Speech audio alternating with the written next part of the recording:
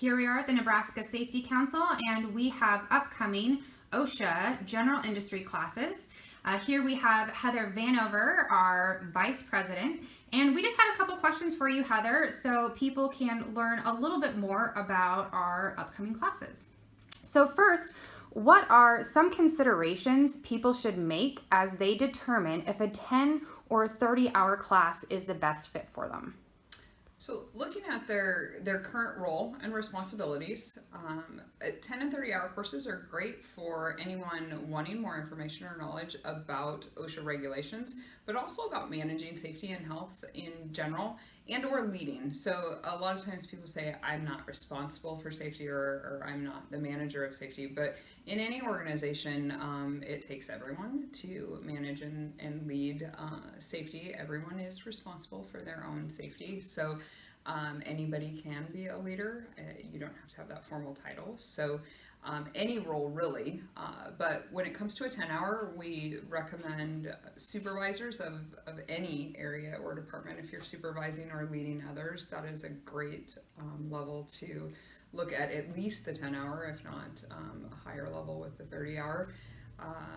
Certainly when we're getting into the 30-hour, our safety directors, anyone having direct safety responsibility, committee members having at least a 10-hour, oftentimes, again, we're recommending that 30-hour for those safety committee members because they have more of that safety responsibility and wanting them to be seen as a subject matter expert if they're truly responsible for safety in your organizations.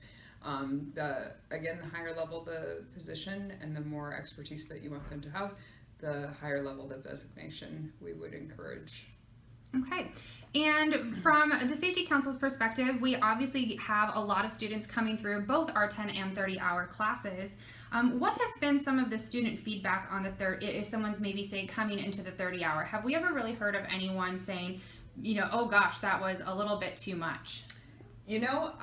Sometimes it's a lot of information, but as far as anyone ever saying that was more than I really needed, I have never personally heard that. I also am responsible for our trainers, all of our trainers within the organization. So I see all of their reviews. I've yet to see a review that says, oh, I really didn't need that 30-hour, the 10 would have been sufficient, or gosh, I wish you could have gone through this in, a couple of hours. That was way more information than I needed. I've never seen a review at that level. Oftentimes, my personal experience has been, I have people go through a 10-hour and actually at break time will go out and call their boss and say, hey, is there any way I can get approval to stay for the remaining 20 hours and go ahead and get my 30-hour certification? Or they will come back and do what we call a plus 20 class, where if they do it within 6 months, they can take the additional 20 hours and complete their 30-hour certification without having to go back and complete the first 10 hours. So we do that very frequently as well. Okay. So how do these 10 and 30-hour general industry trainings factor into a professional development plan that a safety director might create for their employees at an organization? So in my former career as a safety director in a manufacturing facility, one of the things that we focused on was changing safety culture. So to make a change in safety, changing culture is key. And a long process, but part of changing that culture, you focus on your leaders and your leadership within the organization. So our frontline supervisors were key to that. So building key performance indicators for those frontline supervisors that included them having safety as part of those key performance indicators in order for them to have that in their reviews, in their performance reviews. They had to have the knowledge and the skill set in order to meet those requirements.